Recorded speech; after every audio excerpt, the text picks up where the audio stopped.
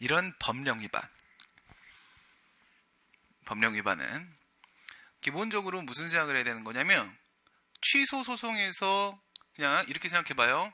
직무행위는 공법행위 전반이라고 했지. 그럼 여기에는 처분인 경우도 있고 처분이 아닌 경우도 있죠. 네, 처분이 아닌 경우도 있습니다. 네, 똑같이 처분인 경우라고 전제를 해봅시다. 처분인 경우라고. 지금의 손해발생의 원인행위로서 직무행위가 처분이라고 전제를 한번 깔아봐요. 그러면 취소에서 그 처분이 위법인지를 판단하는 거하고 국가배상에서 그 처분이 위법인지를 판단하는 거를 같은 선상에 올려놓고 비교할 수 있겠죠? 그거예요. 과연 취소의 위법성 판단하고 국가배상에서의 위법성 판단이 똑같은 것인가? 근데 이건 우리가 배웠잖아. 어디서 배웠죠? 선결관계 얘기할 때 배웠었죠. 선결관계. 머릿속으로 한번 떠올려 보겠습니다. 첫 번째, 위법성 판단의 기준. 두 번째, 위법성 판단의 대상. 이런 논의가 있었죠? 기억납니까? 안 나요? 나지? 그래, 나. 표정 왜 이래? 위법성 판단의 기준은 취소에서는 처분이 어떨 때 위법이야? 행정법의 법원에 위반되면 위법이지 뭐. 그 법원에는 성문법원과 불문법원이 있었어. 그리고 이제 그 불문법원에는 우리가 조리법하고 그 다음에 관습법하고 이렇게 포함이 되어 있었어요. 근데 국가배상에 있어서의 위법성 판단의 기준, 무엇에 위반되면 위법인 것인가 라고 했을 때 협의설, 광의설, 학설, 대립이 있었는데 취소랑 똑같이 보려고 하는 이론설은 협의설로 보는 거야. 광의설로 보면 여기 플러스 알파가 들어간다고 했죠? 어떤 거에 위반돼도 마찬가지라고 했어? 저기 뭐 포항 이쪽에 밀양 중학생, 여학생하고 그 다음에 초등학생 성폭행 사건 그런 얘기 했었잖아. 그치? 네. 거기서 인권 존중, 신의 성실, 공서양속, 권리 남용, 안전확보 자기 뭐 이런 거에 위반돼도 역시 위법으로 인정될 수 있다. 그래서 국가배상에서의 위법성을 객관적 정당성의 결여라고 부른다고 했죠. 객관적 정당성만 결여되어 있으면, 아니 그 어디에도 그런 말이 없다고. 인권을 존중해야 된단 말이 어디 성문법에 나와 있을까? 그럴 리가. 그럼 불문법에 비평신자 목동부실사에 인권 존중 이런 내용이 있어? 없어요.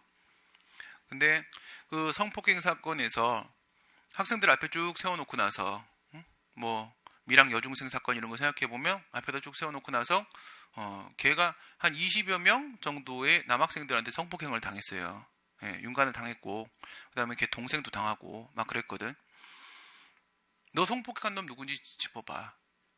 그러면 성폭행할 수 그 사람을 지목할 수가 있냐 이거지. 할 수가 없다는 거예요. 그래서 인권 존중 이걸 적용을 시켰었어요. 인권 존중 적용을 시켜서 배상 책임을 인정을 했었단 말이지. 그게 바로 위법성 판단의 기준. 무엇에 위반되면 위법하다고 볼 것인가? 광의설의 입장이 통설 판례 입장이다.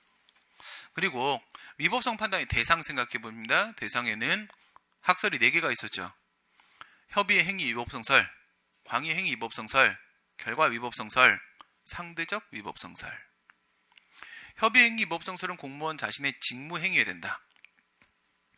이건 역시 대상의 측면에 있어서도 취소하고 똑같이 보는 거였어요. 근데 광의 행위 위법성설은 그 공무원의 직무 행위뿐만 아니라 공무원 개인의 행위까지도 포함을 시켜서 그 행위가 위법인지를 봤었습니다. 결과 위법성설은 취소이랑 아예 비교할 수가 없다고 했죠. 이거는 결과로서의 손해가 위법인지에 대한 문제예요. 이런 문제가 한 문제가 있더라고. 네. 결과로서의 손해가 위법인지, 손해가 위법이라는 것은 도저히 참고 견딜 수 없다는 뜻이에요. 수인한 도론. 도저히 참고 견딜 수 없다. 수인할 수 없다. 수인할 수 없는 정도의 손해면 그냥 그것만 가지고 바로 위법으로 인정을 하는 겁니다.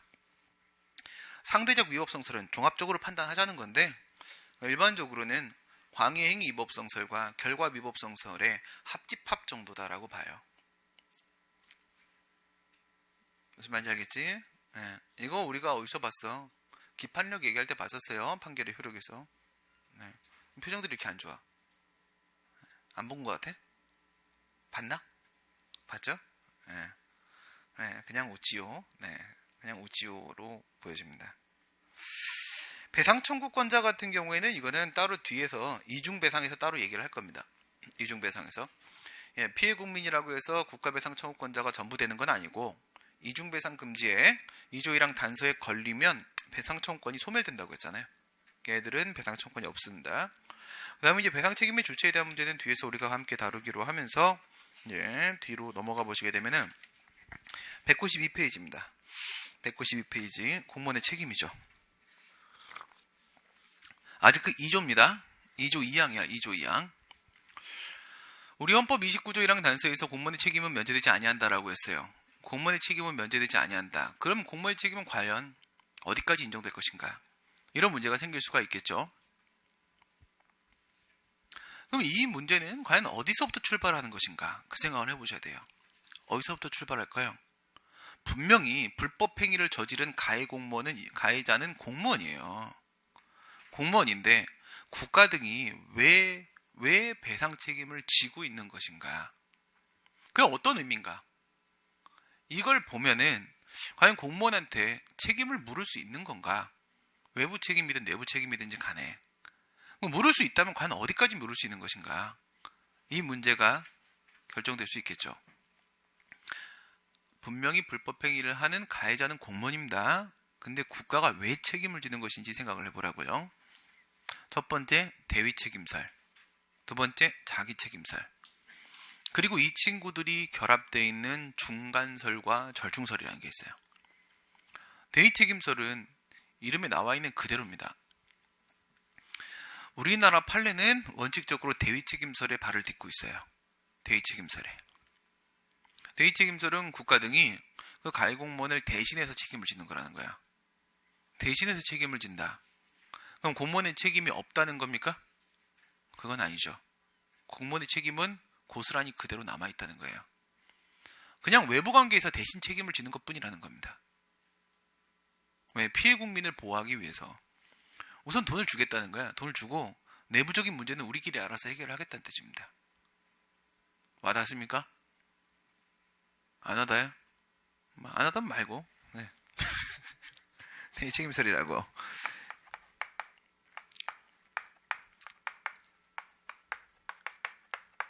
대위 책임설은 이렇게 보는 거야. 이게 공무원이에요. 공무원이 잘못을 했으니까 공무원 책임이라고요. 100%. 공무원이 다 돈 내야 되는 게 맞아요. 이걸 부정하는 게 아니라는 거예요.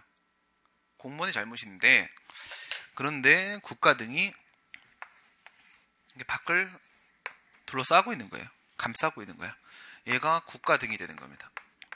국가 등이 우선적으로 피해 국민에 대해서 대신 책임을 지는 것 뿐이에요. 대신. 그러니까 이 밑에 지금 누가 있어? 갑이라는 피해 국민이 있어. 누구한테 손해배상 청구합니까? 국가 등한테 손해배상 청구하죠. 그럼 국가 등이 돈 주는 거예요. 근데 국가 등은 책임이 없어요. 1%도 없어. 얘는 0%예요. 0%. 아무 책임이 없어요.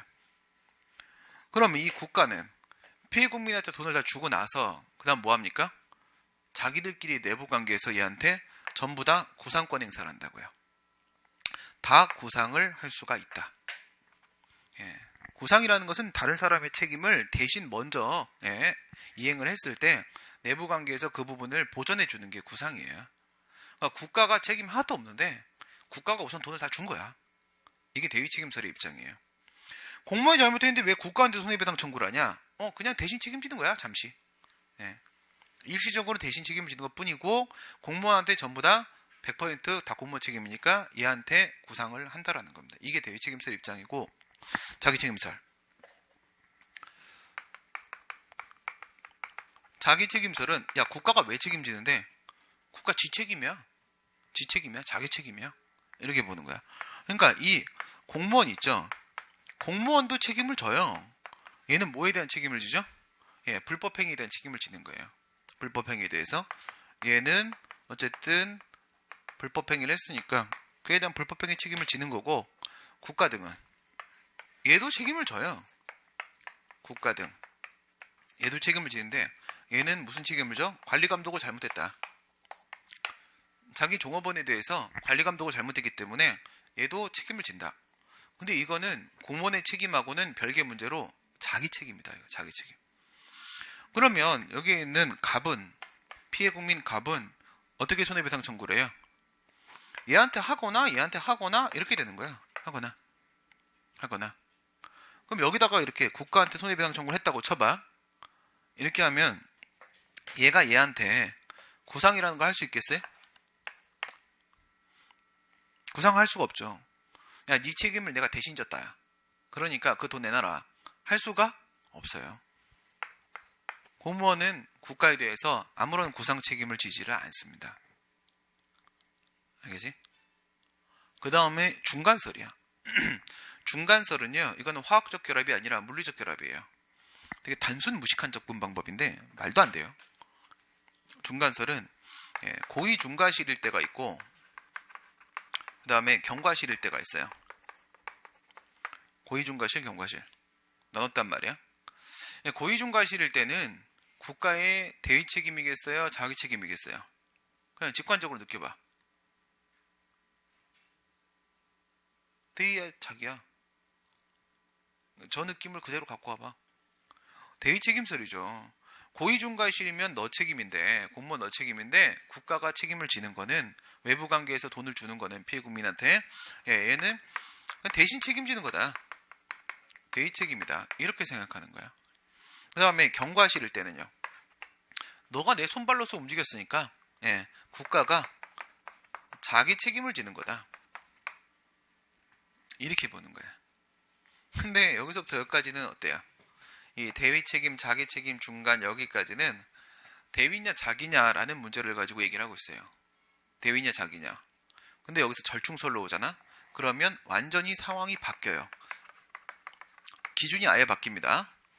절충설로 이렇게 오게 되면은, 절충설은 고의 중과실일 때, 경과실일 때, 고의 중과실은 대위 책임이야, 자기 책임이야? 그 문제가 아니야. 고의 중과실은 공무원 책임이야, 그냥. 끝! 간단하죠. 그 다음에 경과실이면 국가 등 책임인 거야. 끝! 이렇게 되는 거예요. 알겠어요? 얘들은 무슨 차이가 있을까? 왠지 느낌 비슷한데? 그죠? 얘는 물리적 결합이고 얘는 화학적 결합이라고요. 그러면 무슨 차이인지 한번 볼까요? 첫 번째, 공무원한테 외부 책임이 인정되는지 내부 책임이 인정되는지 한번 비교해봐요. 공무원의 민사 책임이 인정되냐? 그냥 피해 국민은 공무원 개인한테 손해배상 청구를 할 수 있을까요?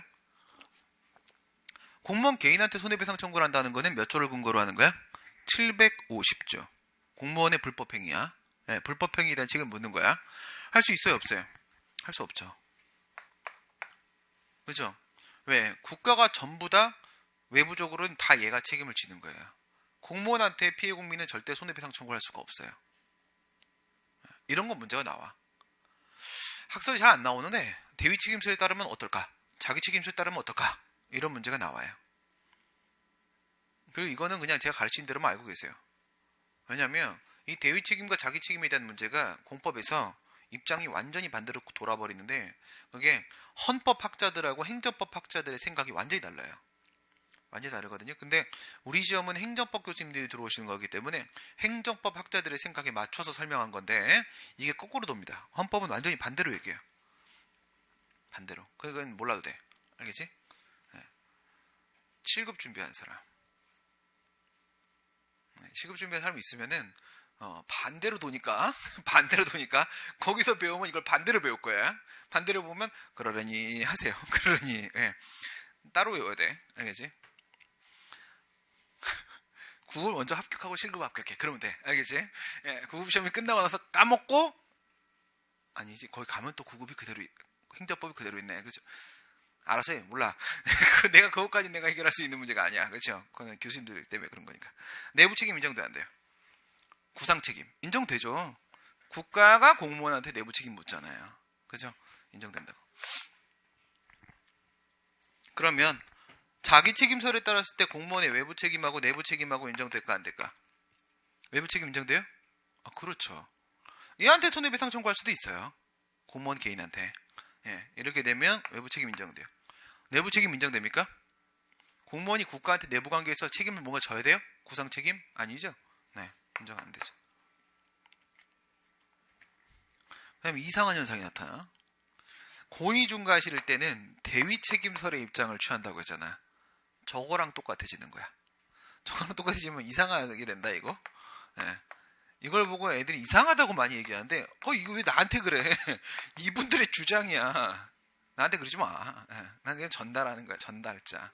네. 전달자는 원장. 전달자. 나에게 권한이 없어. 네. 그냥 다 정리된 학설을 소개하는 거예요. 대위 책임설에 따르게 외부 책임 인정이 안 되죠. 내부 책임 인정되죠. 어머머? 이런 현상이 발생하죠. 고의중과실인데 공무원한테 책임이 없는 부분이 있어요. 반대로 자기 책임설의 입장을 취하고 있죠. 그러니까 외부 책임 인정되고 내부 책임 인정 안 되죠. 경과실인데 책임 인정이 안 되는 부분이 있어요. 이런 거지 같은 것들을 봤나. 항상 이런 분들 계세요. 이런 분들 그냥 박쥐같이 그냥 중간에 이러고 있는 사람들 있거든. 좀 생각 좀 미안해. 그래서 생각 좀 하고 주장을 해야 되는데 아무 말이나 막 던지는 사람도 있어. 이런 분들은 이렇게 막 대해드리면 돼. 알겠지? 그다음 이게 통설팔레야. 이게 통설팔레인데 얘는 어떻게 봐요? 끝. 고의중과실 때는 공무원이 어떻게 외부적으로도 네가 책임지고 내부적으로도 책임을 져라. 그 다음에 이렇게 되면 외부적으로 책임 안 지고 내부적으로도 책임 안 진다. 근데 여기 특이한 문제가 생기죠. 외부적으로 공무원이 책임을 진다고요. 외부적으로 공무원이 책임지면은 공무원한테 손해배상 청구를 해야 되는데 내부적으로도 책임을 진다고요. 저거랑 생각하지 마. 자기 책임설처럼 반반 이런 거 아니야. 여기는 고의중과실이면 공무원이 모든 책임 다 지는 거야. 모든 책임 완전히 공무원 책임인 거야. 경과실 때는 공무원 책임이 하나도 없는 거야. 알겠어요? 이거는 100% 공무원 책임인 거야. 이거는 0% 공무원 책임인 거야. 알겠죠? 이거는 완전히 공무원 책임인 거고 이건 공무원이 아무 책임도 안 지는 거야. 그러면 국민은 고의중과실 때 누구한테 손해배상 청구해야 돼? 공무원한테 손해배상 청구해야 돼. 근데 이런 거 왜 생기는 거야? 공무원한테만 손해배상 청구할 수 있다며. 맞아. 아니 국가가 먼저 돈을 줘야지 내부관계에서 공무원한테 돈 내놔라고 얘기하는 내부 책임 문제가 생길 텐데 공무원이 다 책임지는 거래. 맞는데 무슨 문제가 생기냐면 그게 직무집행으로 보여질 때는 국가에게도 중첩적 책임을 인정시켜요. 중첩적 책임을. 이변수가 들어와. 이걸 조심해야 돼요. 이거를 인식을 못하면 뭔 소리야 이렇게 돼요. 중첩 책임을 인정한다. 판례가 이 표현을 씁니다. 중첩 책임을 인정한다. 왜 그래야 되는데? 아니 우리 국가배상법도 2조 2항을 보세요. 2조 2항에 보면 뭐라고 돼 있어? 고의중과실이면 공무원한테 구상 책임을 물을 수 있다고 돼 있잖아. 아니 고의중과실인데 공무원이 외부적으로 책임 다 지는데 공무원한테 무슨 내부 책임, 구상 책임 왜 물어봐요? 국가배상법 2조 2항도 이걸 이미 반영하고 있는 거라고요. 이걸 이미 반영하고 있는 거라고. 오케이? 2조 2항. 여긴 내부 책임이 원래는 발생하면 안 되는 거잖아. 그쵸? 여기도 내부 책임 없잖아요. 그쵸? 왜? 국가가 다 책임지니까. 여기 내부 책임 발생하면 안 되는 거라고. 안 되는 건데 내부 책임을 진다고.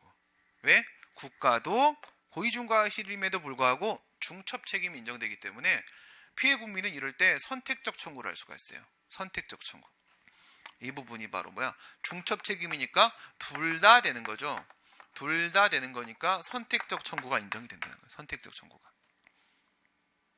근데 국가 등한테 손해배상 청구를 했는데 걔가 돈 줘버렸으면은 이거 누구 책임이라고? 공무원 책임이라고? 그러니까 내부 책임을 공무원한테 물어볼 수밖에 없는 거예요. 한 걸음 더 들어볼까? 여길 보세요. 경과실이야. 그러면 공무원의 책임이 0%잖아. 얘는 아무 책임도 안 지는 거야. 그러면 국가 등의 책임이 100%란 얘기잖아. 국가 등이 다 책임져야 된다는 말이잖아. 그치? 왜? 경과실은 통상 얘기할 수 있는 흠이니까 국가 등의 손발로 움직인 거야, 공무는. 그럼 국가 등이 책임지는 건 맞는 거잖아. 근데 여기서도 이 내부 책임 문제가 나올 때가 있어요. 근데 이거랑은 좀 다른 거고, 누구의 내부 책임? 국가 등의 내부 책임이 인정된다. 이 판례가 저장에 나왔다고. 사실은 이건 민법 얘기예요. 여러분 모르셔도 되는데 결론만 알고 계시면 된다고. 결론만. 잘 봐봐. 고의중과실이면 누구 책임이라고? 고의중과실이면 공무원 책임이라고. 경과실이면 누구 책임이라고? 경과실이면 국가 등 책임이라고. 이게 결론이잖아. 그치? 이게 결론이지. 써있네. 너 왜 썼니? 미쳤나 보다. 공무원 책임이라고. 국가 등 책임이라고. 공무원 책임인데 누구한테? 중첩 책임. 얘는 뭐예요? 국가한테 손해배상을 청구했을 때, 그랬을 때 이 내부 책임 문제가 생기잖아요. 이거는 국가배상법에서 아예 중첩 책임을 인정하고 있으니까 2조 2항에서 뭐 그러려니 해. 그러려니. 그게 원래 절충설의 주장이니까 그러려니 해. 절충설 안에 원래 중첩 책임이 들어가 있는 거니까 그러려니 해. 그런데 이 안에 뭐는 없어. 경과실일 때 국가 등이 경과실 때 공무원이 중첩 책임을 진다 이런 내용은 없어요. 절충설 주장에. 경과실일 때 누구 책임이야? 국가 등 책임이야. 근데 이럴 때 공무원이 책임을 져버렸다고. 외부관계에서 피해 국민한테 공무원이 돈을 줘버린 거야. 근데 이거는 절충설이 예정한 상황이 아니에요. 얘가 예정해 놓고 있는 상황이 아니거든. 근데 미친 공보이가 그런 짓을 한번 한 사건이 한번 있었던 거예요. 누가? 공보이가 누구야? 병원선. 그죠? 공중보건의사. 공중보건의가 멍청이가 얘가 국가공무원이거든요. 국가공무원인데 얘가 수술을 잘못했어요. 사람이 죽었거든? 손해배상 청구를 하는데 뭐 국민이 뭘 알아. 그렇죠? 네가 죽였지 이 새끼야. 그리고 걔한테 손해배상 청구를 한 거야. 근데 이 공보이가 자기가 공무원인지 몰랐어. 제정신 아니죠. 자기가 누군지를 몰라. 난 누구고 여긴 어딘가. 그러니까 실수하는 거지. 그렇지? 어? 자기가 공무원인지 몰라갖고 내가 공무원입니다 라고만 했으면 기각이 됐을 거예요. 공무원이라는 주장을 안 해. 주장을 해야 돼. 심리하는 거잖아. 변론지 원칙에 따라서. 주장을 안 해. 주장을 안 하니까 이건 사인 간의 문제로 생각해버린 거야. 재판부가. 사인 간의 문제인데 어쨌든 과실은 인정이 된 거지. 경과실이. 그래 돈 줘 임마 라고 배상명령 판결한 거야. 돈을 준 거지. 이건 절충설이 예상한 게 아니야. 이런 바보가 세상에 존재할지는 몰랐어. 절충설도 정상적인 상황을 전제로 해서 얘기하는 거잖아. 이런 바보가 세상에 있을지 몰랐지. 그 바보가 있었던 거야. 세상에 참 특이한 바보가 많지. 돈을 줘버린 거야. 얘가 이제 나중에 그런 소리 하는 거지. 나 공무원이야. 병신? 그런 거지. 근데 또 이럴 때 또 그 돈도 받겠다고 또 정말 악착같이 덤벼드는 거야.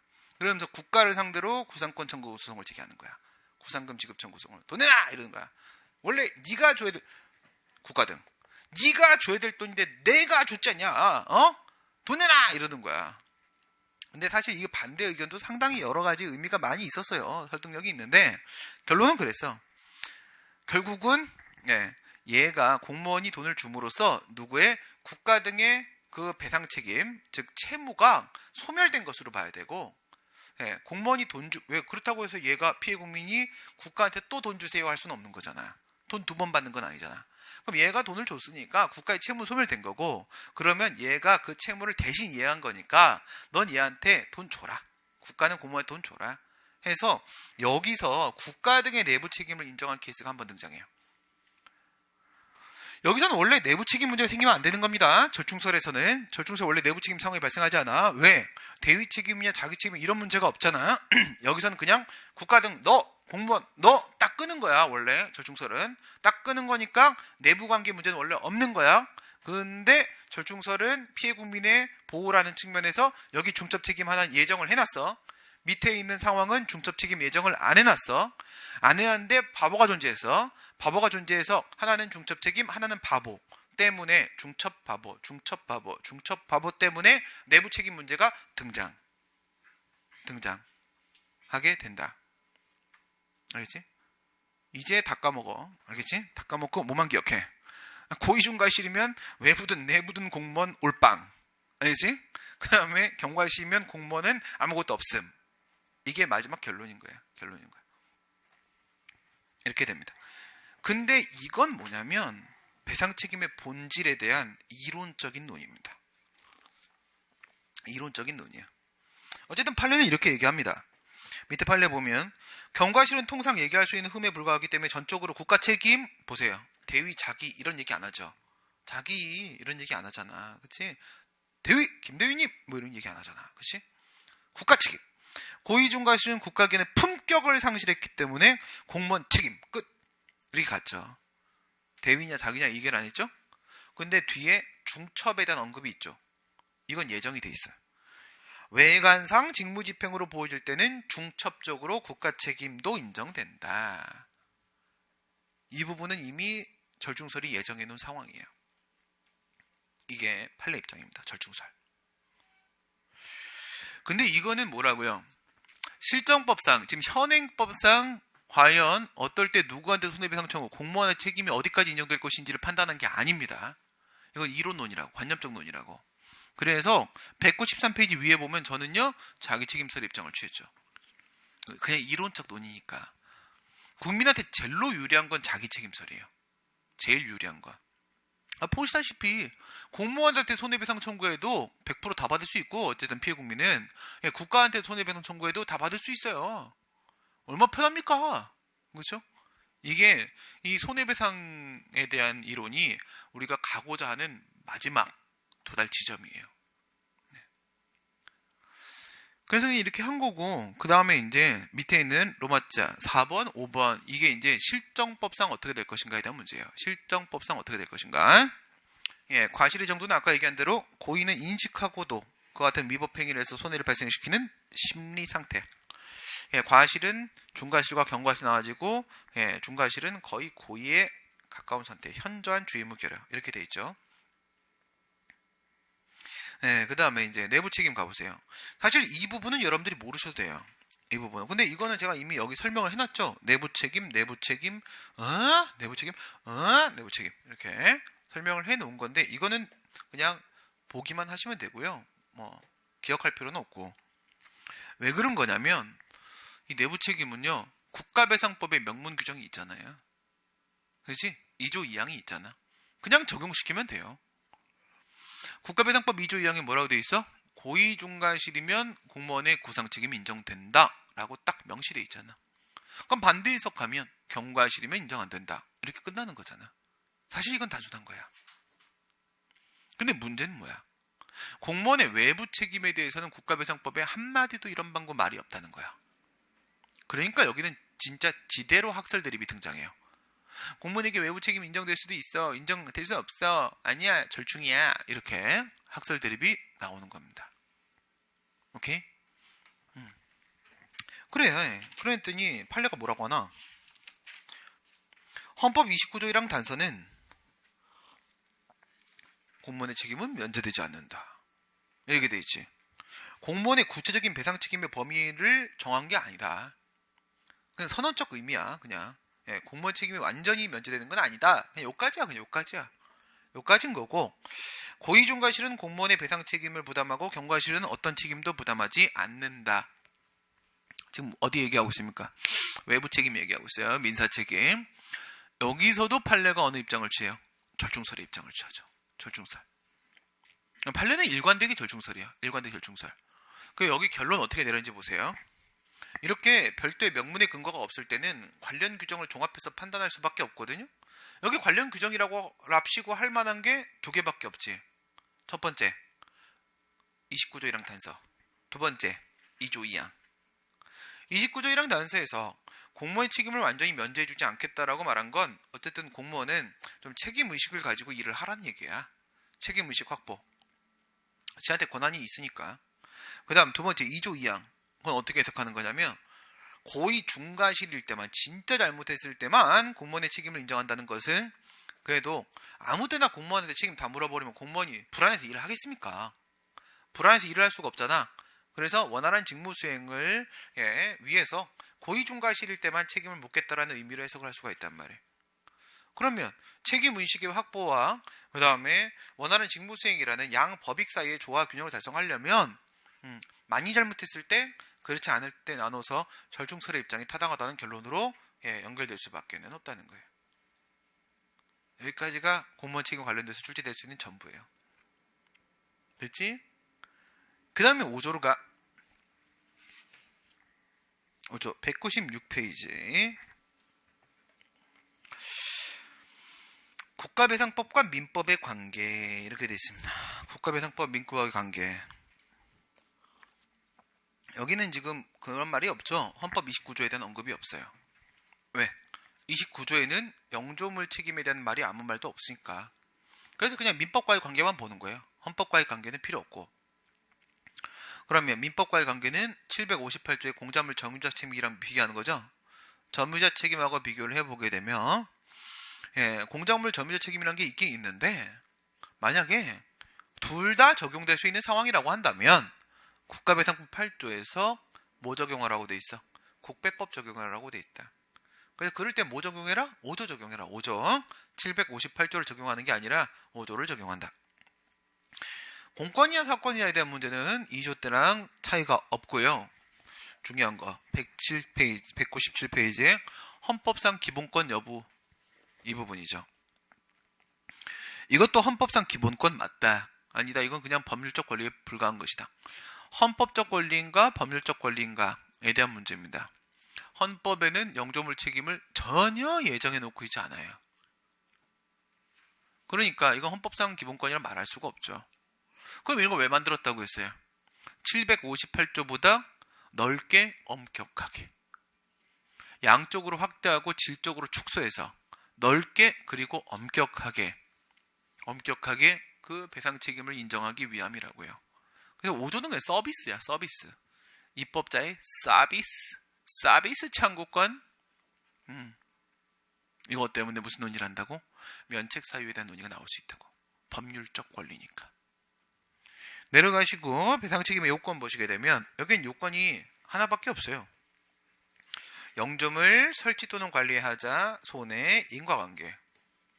손해하고 인과관계는 2조하고 차이가 당연히 없고요. 그리고 영조물은 도로나 하천에는 뭐가 안 포함되어 있어? 인적 요소가 포함이 안 돼 있죠. 그러니까 말만 영조물이고 이 실정법상 영조물은 우리가 알고 있는 학문상의 공물이다. 공물은 공익 목적으로 법률 또는 행정 주체에서 직접 공익 목적으로 제공된 물건입니다. 물건. 이건 공물인데 공물의 종류로 이게 인공공물이냐 자연공물이냐 국공유공물이냐 사유공물이냐 자유공물 타유공물이냐 다 상관없어. 인공과 자유공물 이건 뭐냐면 총론의 얘기는 아닌데요. 강론의 공물법 파트인데 뭐 문제가 나오긴 나오니까 여러분들한테도 정리만 해놓으시고 공물의 종류는 뭐 여러 가지 방법이 있는데 거기 보시면 어떻게 되어 있어? 국공유 사유 이러면은 소유권이 누구한테 있느냐?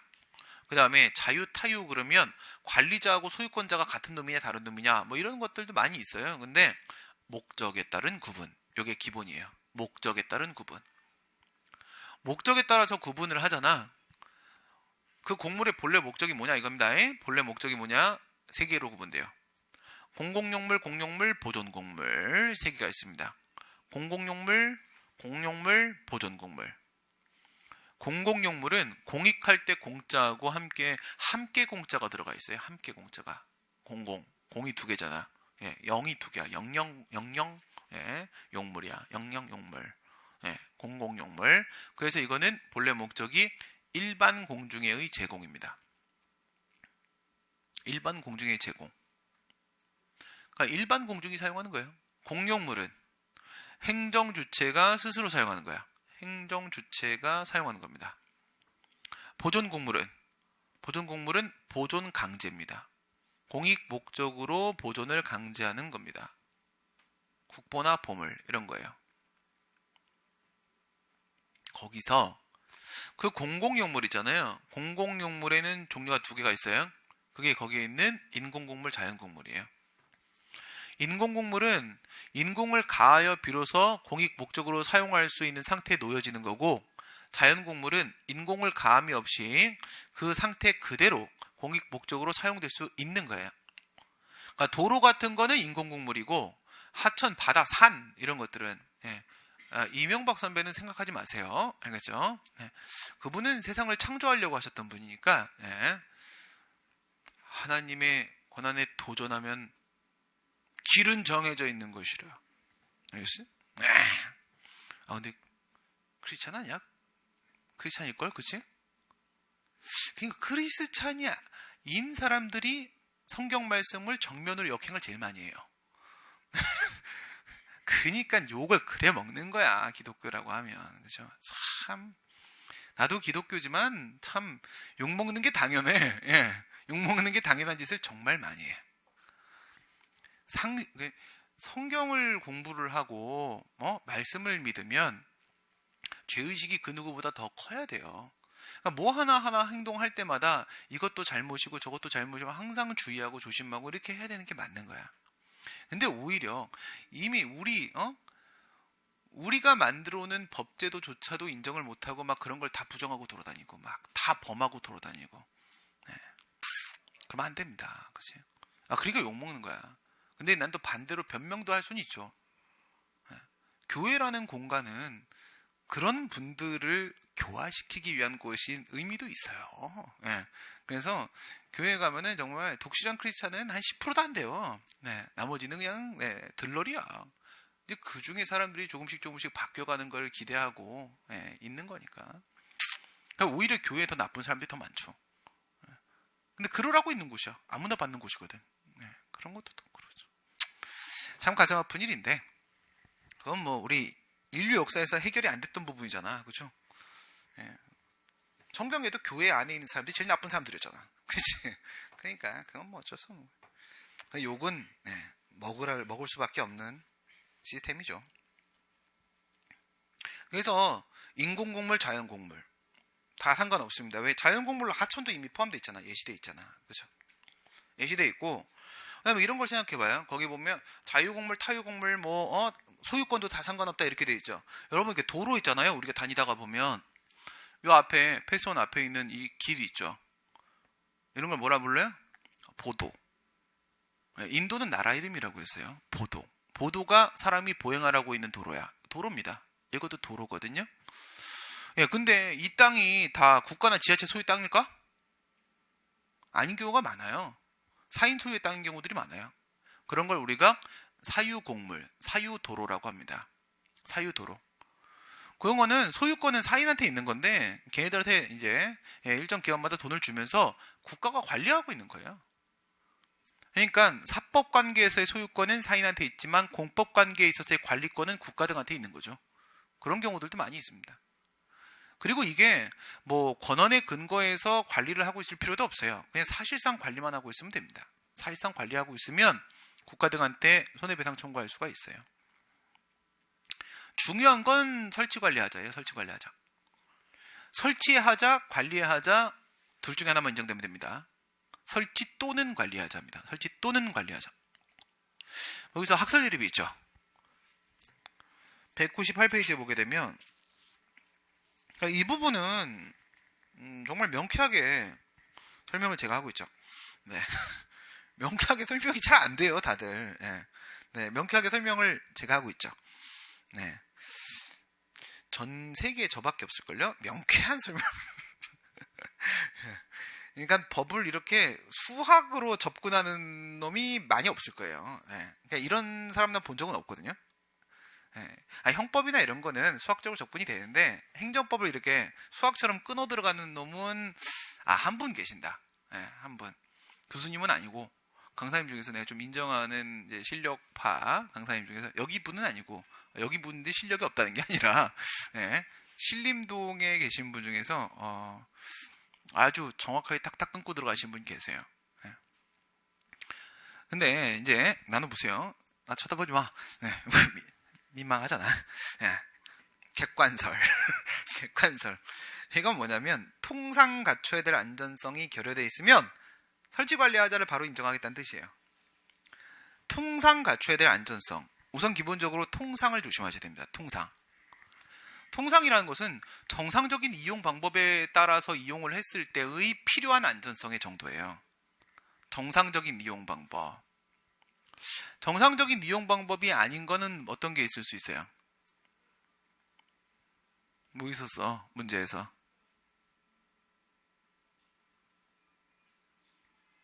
강화고등학교 난간 실족 사건 있잖아. 강화고등학교 난간 실족 사건.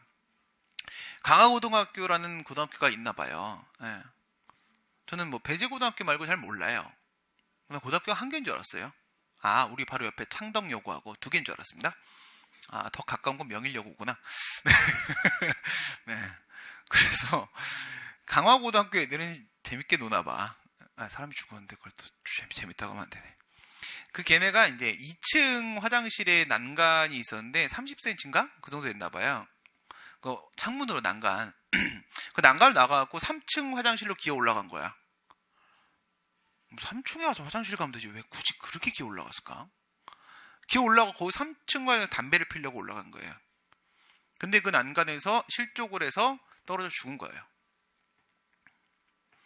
그랬을 때 그 난간은 그냥 판례에 따르면 뭐야?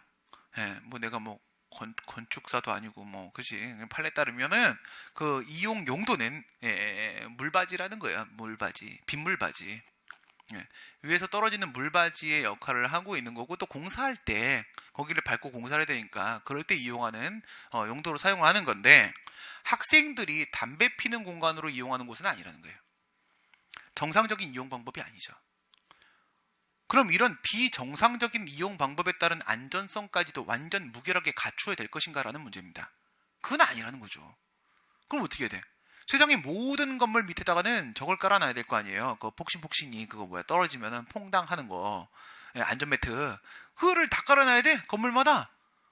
재미는 있겠다. 그렇죠? 그건 아니잖아요. 그렇죠? 그게 통상 갖춰야 될 안전성의 결의의 통상입니다. 통상. 옛날에는 이 통상 갖춰야 될 안전성 결의를 그 통상 부분 말고 나머지 얘기는 그냥 물적 상태의 하자로만 봤었어요. 물적 상태의 하자라는 건 뭐야? 아니 도로에 싱크홀, 싱크대 말고 싱크홀 폭 파묻혀갖고 갑자기 폭 들어가는 거 있죠. 갑자기 쏙 들어가는 거 있잖아. 싱크홀. 그렇고 이렇게 웅덩이 패여 있고 그러면 도로에 물적 상태 하자가 있는 거죠. 신호등이 꺼져 있으면 물적 상태 하자가 있는 거죠. 신호등이 빨간불과 파란불이 1초마다 빨강파랑 이러면 물적 상태 하자가 있는 거잖아. 그치? 이런 것만 이다라고 봤었어요. 그런데 최근에 매양리 사건에서 판례가 한마디 거듭니다. 야, 그 통상과 최대 안전성이 결여됐다는 것은 말이야 수인안도론도 집어넣자 했어요. 수인안도론을 합집합으로 집어넣습니다. 매양리 사건이 매양리 사건. 매양리에 가게 되면 지금은 뭐 매양리가 잘 꾸며져 있다고 하더라고요.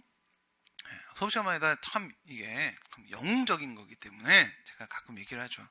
제가 한 일 중에 제일 잘한 일 2개. 우리나라의 기성예비를 제가 없앴거든요. 소송에서 없앴고 그다음 두 번째 매양리에서 1년 동안 숙식을 하면서 경찰들한테 쳐맞았거든요. 그래서 매양리 사건이 해결이 됐죠. 뭐 제가 해결한 건 아니고 그 기성예비는 제가 해결한 거의 뭐 한 70%는 저의 공입니다. 제가 한 거고 그 다음에 매양리는 이제 선배하고 후배님들하고 같이 가서 몸빵을 띄워드린 거지. 그런 걸 뭐라고 해?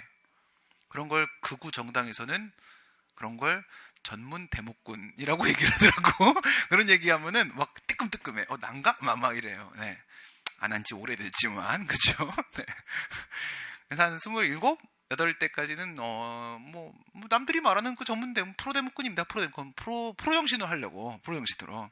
데모 하루에 3탕 이상 최소한 뛴다라는 기본 원칙이에요.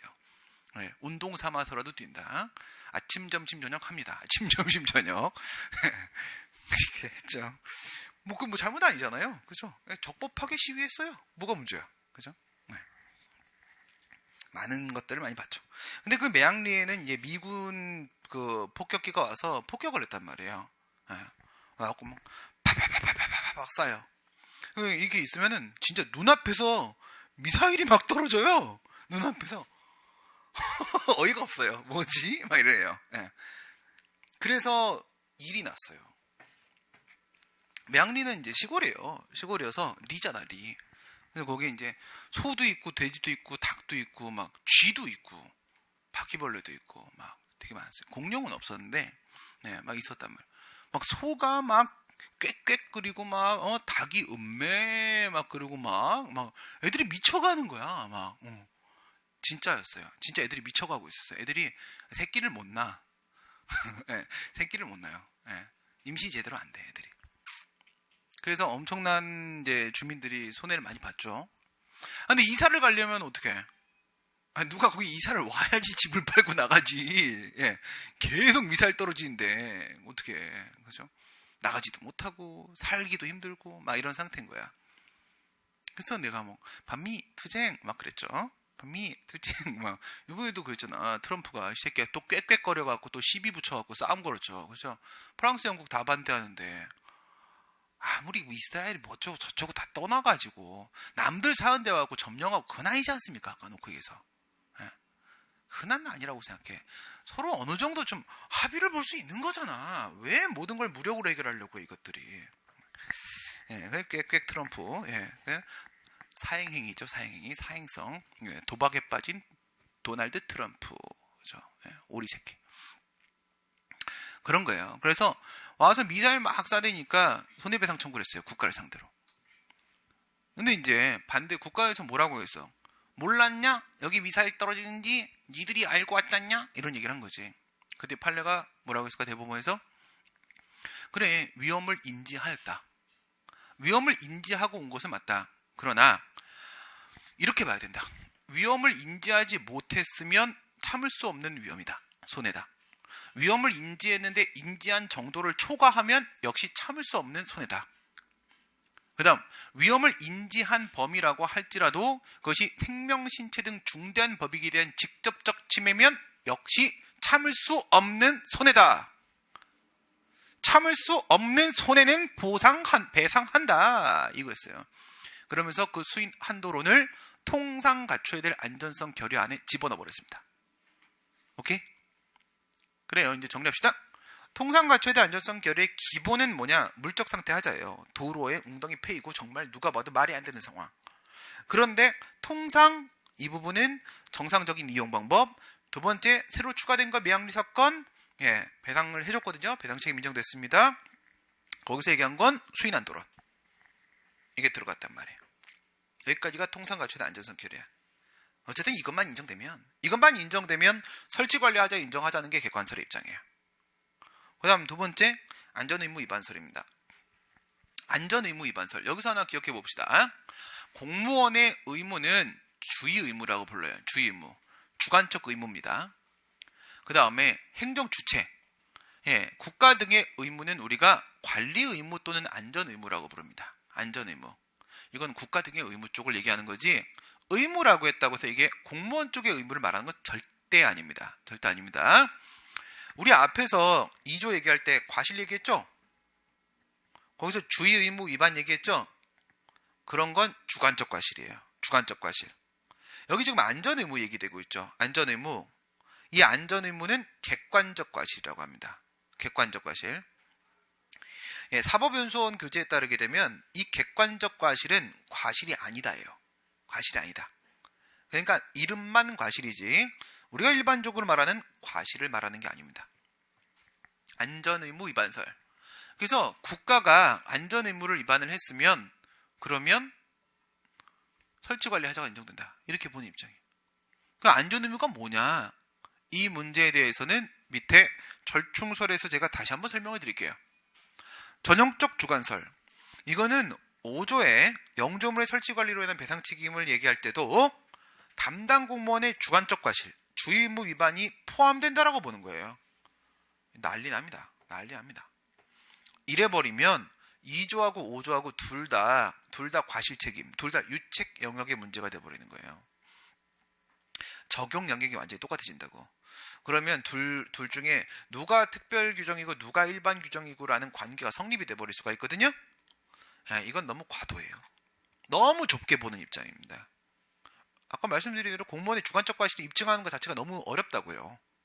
너무 좁게 인정해요. 맨 마지막에 있는 위법 무과실 책임설 있잖아요. 이건 무슨 말인지 모르겠어요. 아무도 몰라요. 왜냐면 이걸 포함은 했는데 이거는 서강대 정화준 교수님 혼자 주장하시는 거거든요. 새로 만드신 학설이에요. 혼자 주장하시는데 여기 이런 말을 해요. 여기서도 행위의 위법을 보겠다. 2조에서 행위의 위법을 봤죠. 여기에는 결과의 위법이거든요. 여기는 상태의 위법이란 말이에요. 근데 여기서도 행위의 위법을 보도록 하겠다. 그러면서도 그 행위를 한 공무원의 주의 의무는 아니고 또 국가의 안전의무 위반의 문제로 보겠다. 이렇게 얘기를 하세요. 이게 무슨 말인지를 알아듣는 사람은 현재까지 난 못 봤어요. 그냥 몰라도 돼요. 알겠죠? 뭐래니? 막 이렇게 하면 되는 거야. 뭐래니? 무슨 말이니 도대체? 왜 그러시는 거니 도대체? 정말 법적 상상력이 정말 창의적이시죠? 무슨 말인지 하나도 모르겠어요.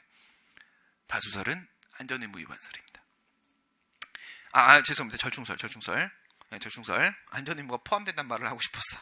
안전의무가 포함되는 절충설입니다. 객관설 기본적으로 받고 안전의무 위반 교집합 잡아요. 곱하기 교집합 잡습니다. 판례는 객관설의 입장을 취하는 판례가 있고요. 그 다음에 절충설의 입장을 취하는 판례가 있습니다. 객관설의 입장을 취하는 판례가 있고 절충설의 입장을 취하는 판례가 있습니다. 근데 절충설로 보는 게 맞긴 한데 여러분 문제들 보면은 이게 이제 절충설 보면 내용이 두 개잖아. 통상 갖춰야 될 안전성 결여와 안전의무 위반과 두 가지를 동시에 요구하거든. 동시에 요구하는데 거기서 통상 갖춰야 될 안전성 결여를 판례가 언급했다고 해서 여러분 문제에서는 그 객관설 판례라고 소개하는 문제들이 꽤 있어요. 그건 사실 아니고 두 개가 다 필요하단 말인 거야. 두 개가 다 필요하단 말이니까 절충설이 맞는 거거든. 교수님들은 일반적으로 우리 판례는 절충설이라고 보세요.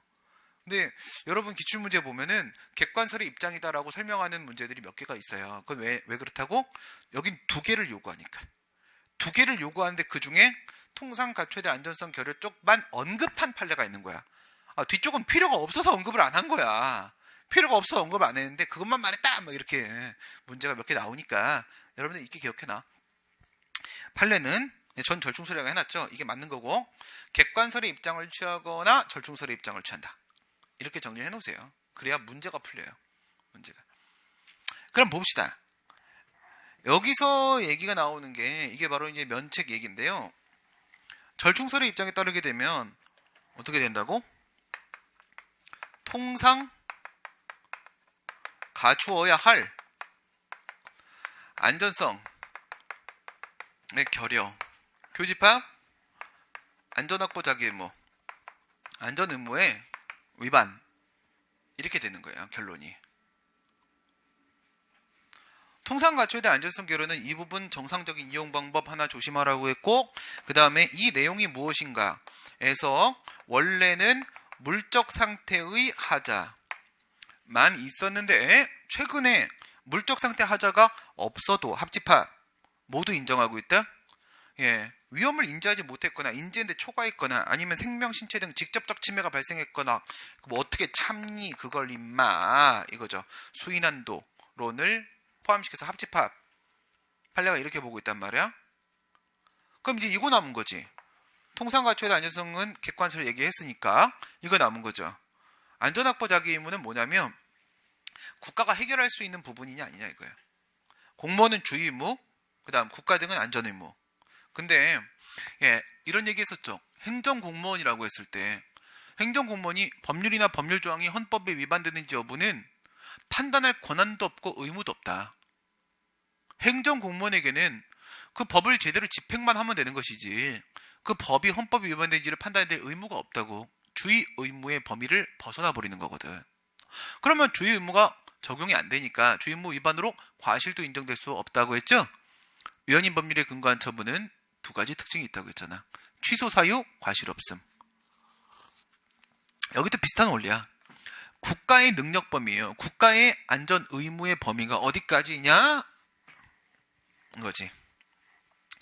국가의 관리 능력의 범위. 이게 우리나라의 능력이에요. 국가의 관리 능력의 범위입니다. 이게 이 친구의 공무원은 주의 능력, 그 다음에 국가 등은 관리 능력 했을 때 관리 능력의 범위 내라고 하게 되면 관리 능력의 범위 밖이라고 한다면 말이에요. 여기서는 안전을 확보해야 될 의무가 국가한테 인정이 되고 안 되고 하겠죠. 안전 의무가 얘는 없다. 얘는 안전 의무가 있다. 이렇게 되겠죠. 그러면 안쪽에 있으면은 설치 관리 하자가 인정될 테고 바깥쪽이면 설치 관리 하자가 인정이 안 되겠죠. 그래요. 얘 능력 안쪽이냐 바깥쪽이냐 이 문제인데 얘 능력 바깥쪽을 뭐라고 하냐면 불가항력이라고 그래요. 불가항력. 알겠죠? 예, 여기가 뭐라고요? 불가항력의 상황이다 이거야. 그럼 안에는 뭐가 아니라는 거야? 불가항력의 상황이 아니다. 국가가 해결할 수 있었던 문제라는 거예요. 해결할 수 있었던 문제다. 그러니까 밑 안에서는 배상 책임 인정되고 밖에서는 배상 책임 인정이 안 돼요. 그러면 이 불가항력은 어떤 것을 말하는가? 이거예요. 불가항력은 어떤 것을 말하는가? 예측 가능성 n 회피 가능성. 예측 가능성 n 회피 가능성. 아니 그런 일이 발생할 걸 도저히 예측할 수가 없으면 회피도 못해요. 그 손해 발생을. 국가가 어떻게 해결해 줄 수가 없습니다. 근데 예측을 할 수 있어도 회피를 할 수 없을 때가 있어요. 예, 예측은 할 수 있지만 회피를 할 수 없을 때가 있습니다. 그러니까 예측과 회피가 둘 다 교집합, 인정이 돼야 되는 거예요. 그러면 불가항력이 아닌 거죠. 둘 중에 하나만 깨지면 불가항력 상황이 되는 거예요. 그래서 우리 판례 같은 경우에 보면은 이런 얘기들을 하죠. 만약에 500m래. 50년 정도의 빈도의 강우량이 비가 왔어요. 그래서 홍수가 났어. 그래서 우리 집이 침수당했습니다. 그럼 국가는 예측할 수 있어요? 회피할 수 있습니까? 아, 그러죠. 50년 정도면 충분히 알 수 있어요. 그러면 500년 이러면 어때요? 500년. 예, 조선왕조 500년이야. 예, 조선시대에 내렸던 비야. 그게 마지막이었어. 예측할 수 있어 없어? 이 정도면 예측할 수가 없죠. 그럼 슈퍼컴퓨터는 안 된단 말이에요. 그 다음에 이거는 국가배상에 대한 문제는 아니고 민법 758조에 대한 문제인데 고속국도 얘기가 항상 이거가 문제가 출제되는데 이건 선생님 잘못 출제하시는 거예요. 왜? 우리 국가배상법은 배상책임 주체가 누구지? 국가지자체. 누구는 아니야. 고속국도를 관리하는 고속도로, 여러분들 일반적으로 얘기하는 거 법에 따르면 고속국도거든. 고속국도를 관리하는 건 누구예요? 한국도로공사예요. 고속국도법에서 그 도로 관리에 대한 사무를 위탁했거든. 법률로. 걔가 행정주체야. 행정주체는 맞아. 행정주체는 맞는데 위탁받은 공무를 수행하고 있으니까. 근데 국가배상법에는 이와 같은 기타 공법인이 포함이 안 돼 있잖아요. 헌법엔 포함돼 있지만 여긴 포함이 안 돼 있잖아. 그러니까 이럴 때는 민법상 손해배상 청구할 수밖에 없거든. 근데 거기서도 이제 비슷한 얘기가 나온단 말이야. 거기서 이런 얘기를 합니다. 무슨 얘기를 하냐? 갤로퍼 승용차가 가다가 그러니까 앞에서 뭐 트럭이 가다가 뒤에 있었던 쇠파이프가 떨어졌어요. 떨어졌는데 그 뒤를 쫓아가던 갤로퍼 승용차가 그 쇠파이프를 바퀴로 튕겼단 말이에요. 튕기면 쇠파이프가 슉 날아가겠죠. 몇 초쯤 걸릴까요? 0.1초. 슉 날아가요. 슉 날아가는데 반대편에서 오고 있던 프라이드인가 차가 있었어요. 그 차에 그 앞 유리를 깨고 들어가요. 깨고 들어가서 그게 딱 공교롭게 그 사람을 탁 꽂혀갖고 죽어요. 그거 못 피하나? 나는 피하거든. 탁 날라온다. 탁 힘을 깍 주면 빵 튕겨 나가시. 그치? 네, 이 정도야. 근데 그 사람은 사망을 했단 말이에요. 여기서 불가항력이다 라고 인정을 했어요. 근데 이거를 애들은 이렇게 얘기해요. 학생들은 이 판례를 딱 보면은 맨 처음에 이런 식으로 얘기해요. 그렇다면 이 한국도로공사는 고속국도상에서 한국도로공사 직원이어야 되지. 여기는 공무원 아니고요. 국가배상이랑 똑같이 그냥 적용시키면 공무원이라고 치고 생각해보면 되지. 그러면 이 한국도로공사 직원이 내가 알고 있는 후배들 중에 도로공사 직원은 다 뚱뚱해요. 걔네들 못 움직이거든요. 막 기어다녀. 그런데 얘네가 날라오는 쇠파이프를 중간에 나타나서 인터셉트를 탁 해서 싹 밀어냈어야 되는 거예요. 그건 불가항력 아니겠습니까, 선생님? 이런 얘기를 하거든. 죽여버리고 싶죠. 소설 쓰냐? 뭐 이거지. 뭐 공상과학 영화에 뭐야 이게. 그게 아니라 그게 이제 30분 단위 뭐 이렇게 순찰 그 단위가 있어요. 예. 근데 그 단위에 따라 순찰을 한 거예요. 순찰차가 고속국도 순찰차 한국도로공사 차량이죠. 예, 순찰을 했고 얘네가 지나갈 때까지는 고속국도 노면산에 아무것도 없었어. 안전하군. 그리고 지나간 거야. 그리고 5분인가 10분 뒤에 셀파이프가 떨어진 거거든. 그러면 한국도로공사가 그 20분, 30분 단위보다 더 짧은 시간마다 순찰을 할 수가 있느냐는 거야. 그거는 현실적으로 불가능하다는 거죠. 불가능하다. 그 다음에 그건 비슷한 걸로 사람들이 잘 모르는 판례. 이런 놈도 있었어. 고속국도에서 또 교통사고가 났거든. 예, 또 손해배상 청구를 했어요. 그때 뭐라고 하냐면 고속국도에 안개가 너무 많이 껴서 앞이 안 보여서 사고가 난 것이다. 손해를 배상하라. 그 안개를 어떻게 치워야 되죠? 안개를 한국도로공사 직원이 와갖고 막 이렇게 하면 되는 거야? 무슨 개소리야 그게. 말이 안 되는 얘기잖아. 네. 이 판례는 내가 차 타고 지나가다 들은 판례야. 너무 인상 깊게 들어서. 네. 그 말이 됩니까? 거기서도 배상 책임 인정 안 했어요. 판례가. 당연한 거잖아. 그 안개를 어떻게 치워? 안개 속을 달리며 뭐 노래나 있지, 그치? 말이 안 되는 겁니다. 그런 게 불가항력인 거예요. 불가항력. 이런 불가항력 사유가 있으면 어떻게?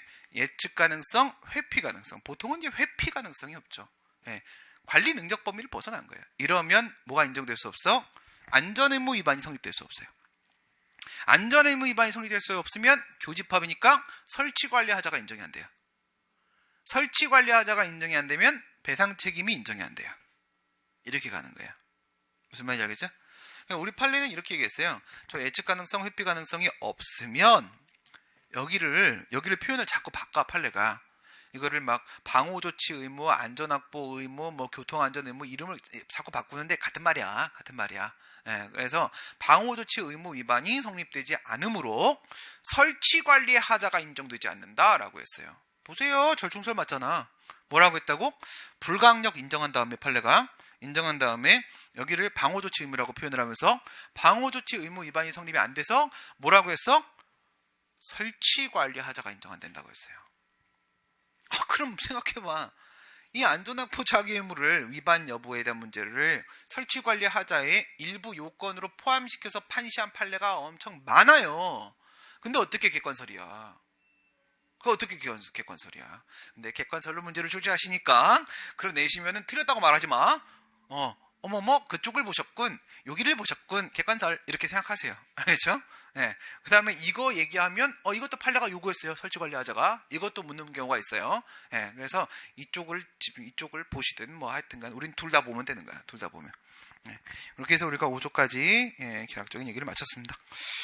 네, 이렇게 해서 다음 시간에는 손해배상을 마무리하고 손실보상으로 또 들어가도록 하겠습니다. 다음 주에는 좀 시험 봅시다. 네, 뭐 시험 보는 걸로 하겠습니다. 예습자로 나간 거 있죠? 국가배상. 네, 다음 주 월요일 날은 1시 반부터 쪽지 시험을 실시하도록 하겠습니다. 네, 오늘 여기까지 하겠습니다. 수고드렸습니다. 고생하셨습니다.